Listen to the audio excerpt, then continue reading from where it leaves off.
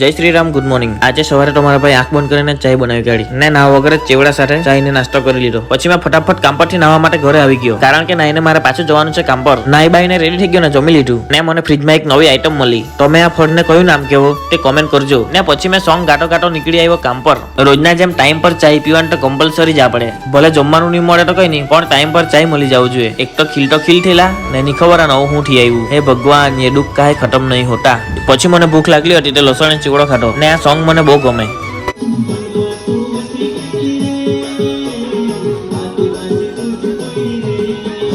તું વસી ગયેલી રે આદિવાસી તુજ પોયરી રે।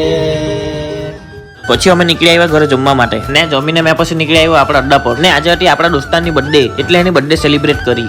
ત્યાંથી પછી મેં ભૈયાજી પરથી દાણા ચણા લીધા ને દાણા ચણા લઈને આવી ગયો સીધો કામ પર। આ દાણા ચણા તો જુઓ કેટલા બધા, એકલો જ ખાઈ ફેડું બધા।